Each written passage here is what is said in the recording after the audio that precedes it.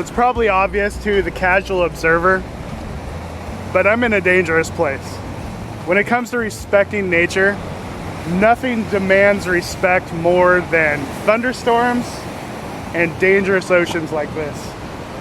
It's an incredibly intimidating place to shoot, but as long as you're smart about where you are and when you're there, you can get away with it. Right now it's low tide with the tide coming in. That's why we have so much wave action right now, which means that the waves are not reaching where I'm standing. During high tide, they do reach where I'm standing. I still have to watch out for rogue waves and waves that are just way bigger than the average ones that are happening out here. Right now the surf is probably 12-foot swell or something. Look at all these birds. Just be careful. Really do your homework, and do your homework as to when it's safe to go to the location you're looking at, because I really don't want someone to die because they saw Nick Page going to a particular location. Okay, so let's get to the shooting part of this. I'm using a wireless shutter release so I can time my waves. That way if I walk away from my camera, I can just be like, oh, and take a shot. It's really nice for timing waves. The surf is really big and splashing up against these cliffs here. These cliffs are made of sandstone, so I'm wearing crampons right now because the rock gets really, really slick. We're about 10 or 15 minutes past sunrise right now, and the light is still pretty good. The waves right now are in shadow, which makes them easier to shoot. The sun is going to be coming out soon, and I think before it does, I'm going to switch over to a telephoto lens and just zoom in on the waves and try to do some wave abstract type shots. Really a gorgeous morning. We had some nice high wispy clouds, which always make for some decent color. I'm pointing dead north, and obviously sunrise does not happen in the north, so I didn't get tons of color, but it's not really about the color in the sky, it's about the action in the waves, and I'm pretty sure I got some really good frames. Experimenting with both fast shutter speeds and long shutter speeds, shooting at about 35 millimeters. I'm about to switch over to about 200 millimeters, see what we can get.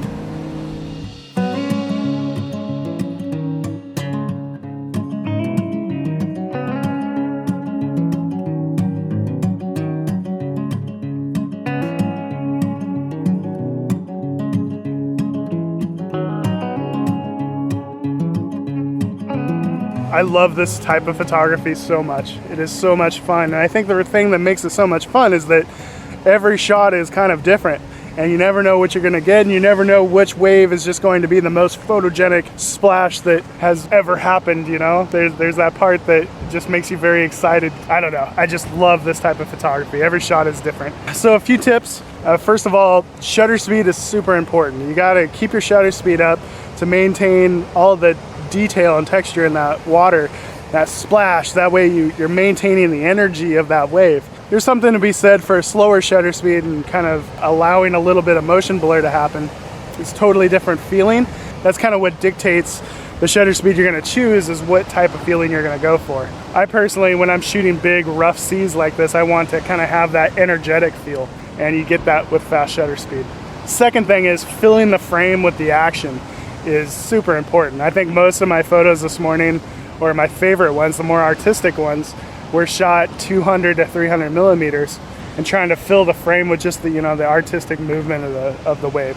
I'm sure I'm gonna like some of the wider shots as well, the more landscapey type shots, but the really gratifying ones, the ones that are really fun, and the ones that are more original as well, when you're just zooming in on that wave and filling the frame with that wave. But the most important part of this type of photography is being safe and being careful. It would be so easy to get swept away in this water, and if you fall in that water, you can't get out. Never turn your back on the ocean, always keep one eye on the ocean. I just really don't want anybody to die because Nick Page did a video there. Anyway, I think I'm gonna pack up, head up the hill, and go get some breakfast. And hopefully we get good light again tonight.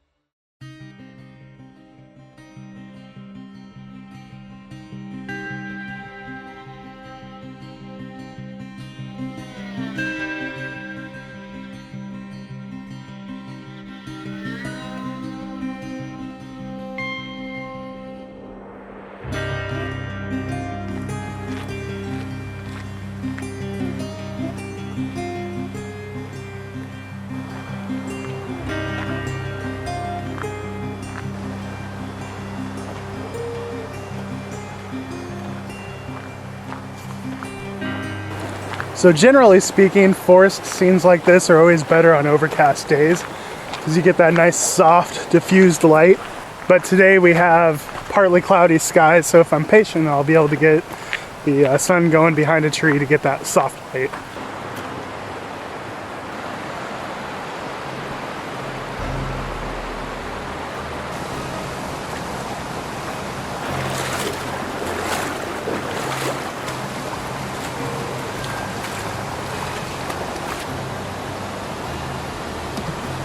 I don't think this is the way. I thought I would cross a creek and see if I could get a little closer, but don't think that's gonna happen.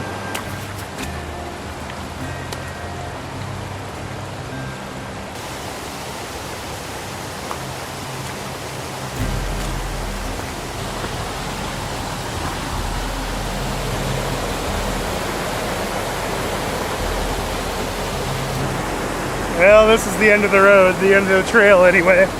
Like so many of the less photogenic waterfalls, the base just gets really messy. There's a whole bunch of fallen trees and logs. There's no way to get closer or in the stream or anything. So I'm gonna head back down the trail and do some telephoto shots and really kind of zoom in on some of these really cool moss-covered trees.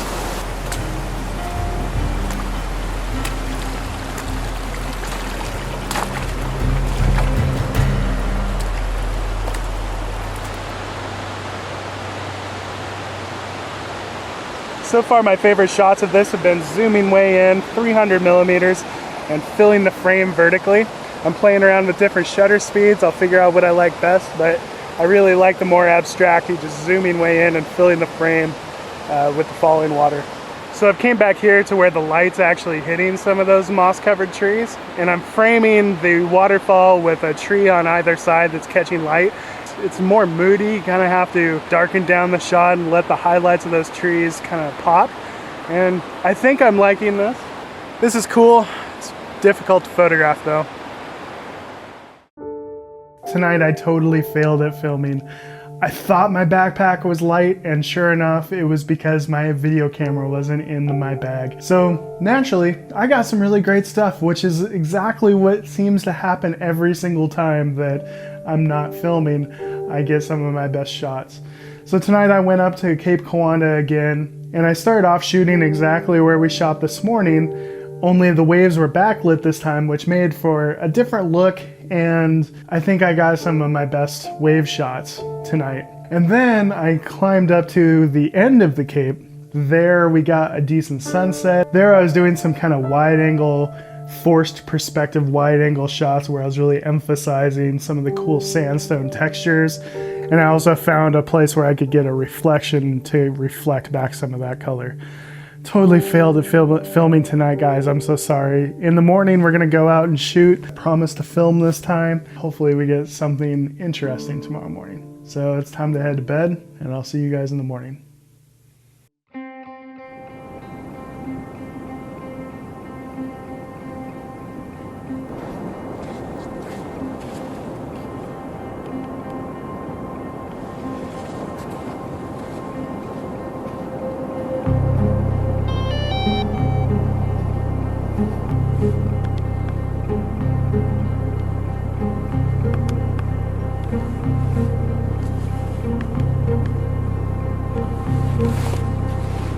So I would love to fly my drone, except I didn't charge the remote for my drone, and drones don't fly very well without remotes. The color is kind of done, doesn't leave me enough time to rush up the hill and try to scout out a location.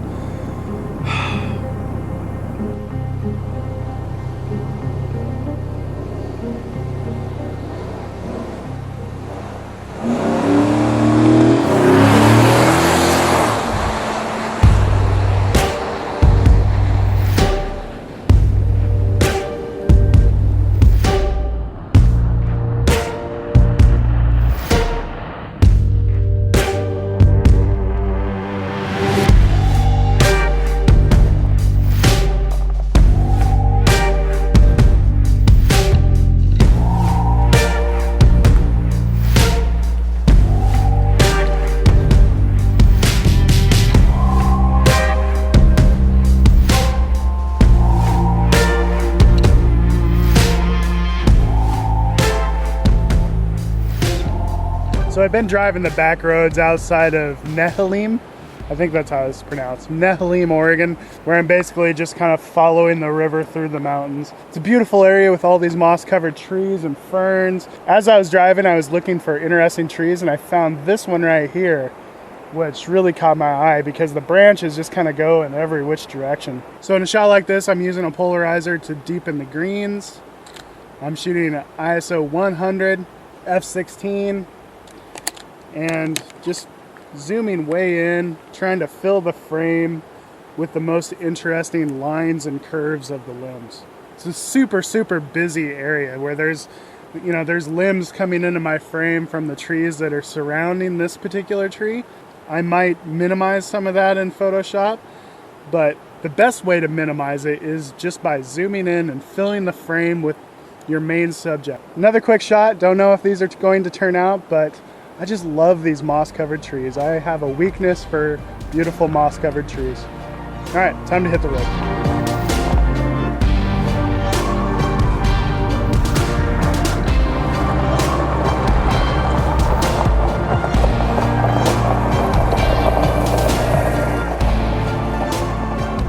My favorite part of driving roads that I've never been on before is that you just never know what you're gonna find. Every turn could bring something new.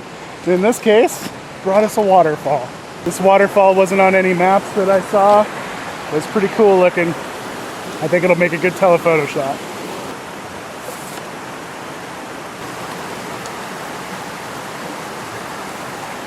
I love the shape that this waterfall has. It has this Z pattern thing going on, and I think it's photographing really well at about 70 millimeters.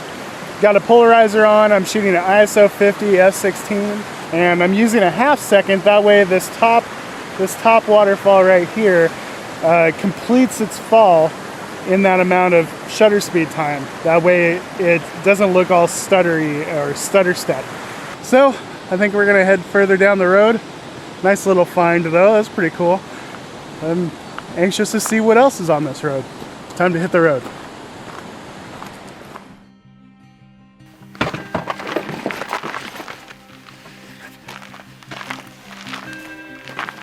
So this is what happens when you're unprepared. Beautiful skies happening all around me.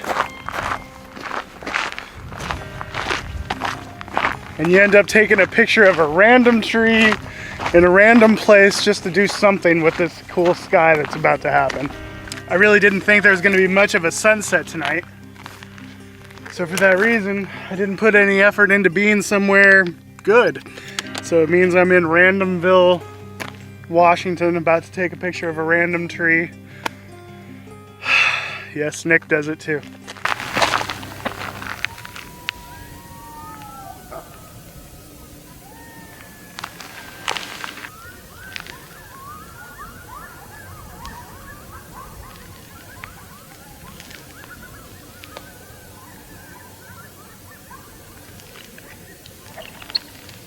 This trip has been an interesting blend of successes and failures. I did come away with some pretty decent photos, but I failed at filming it.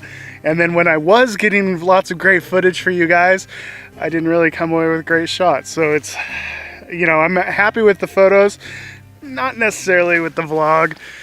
Recording vlogs is a challenging thing, and it's tough to make those times when I am filming be the most fruitful.